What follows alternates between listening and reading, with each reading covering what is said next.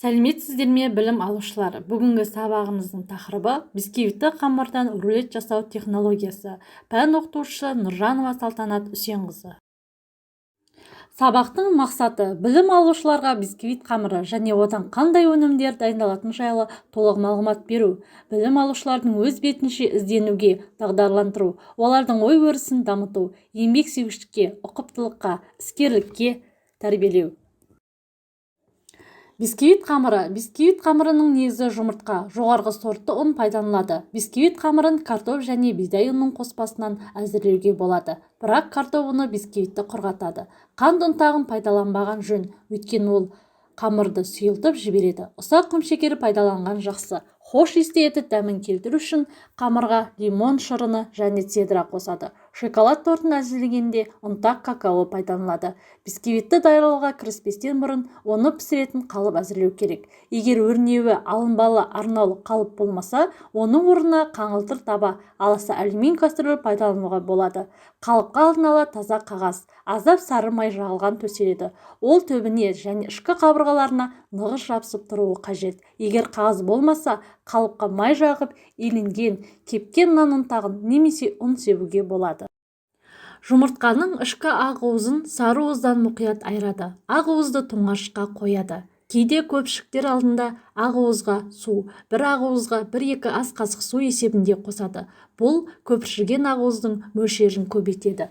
Ақ уыздың көпіршіген күйінде қалдыруға болмайды, өйткені ол басылып қалады. Сары уыздың ағарғанға дейін құмшекермен үгіп езеді. Үгіп процесі неғұрлым ұзақ болса, масса соғұрлым ағарып, мөлшері ұлғая түседі және бисквит те сапалы болады. Сары уыз бен қант жақсы езілгеннен кейін алынған массаны ұнға араластырады. Одан соң мұқият араластыра отырып, көпіршіген ақ уыз қосады.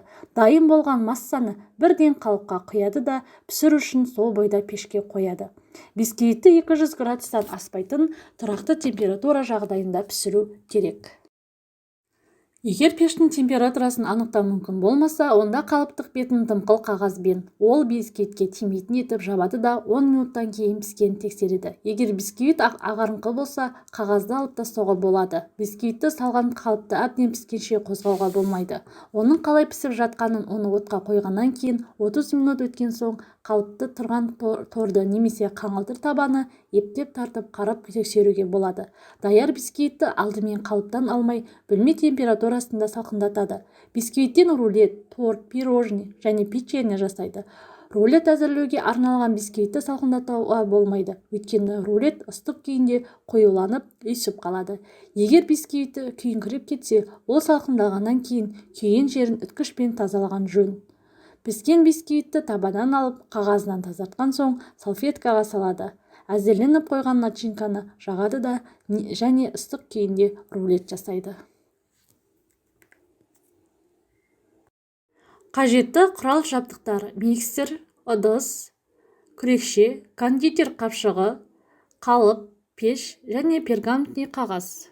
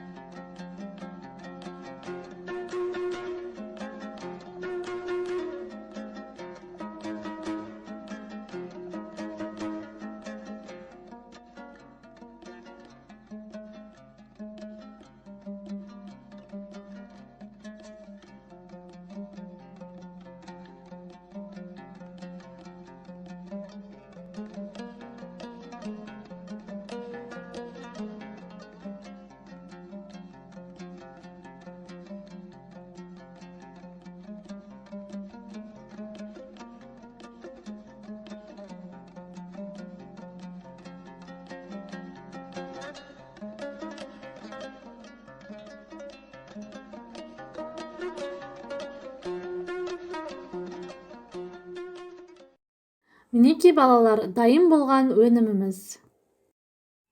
Үй тапсырмасы. Бисквитті рулет жасаудың технологиялық сызбасын айтыңыз. Бисквит қамыры қандай ұн пайдаланылады? Бисквит қамырының негізін атаңдар. Қалыпқа алдын ала не үшін қағаз төселеді? Бисквитті қандай температурада пісіреді?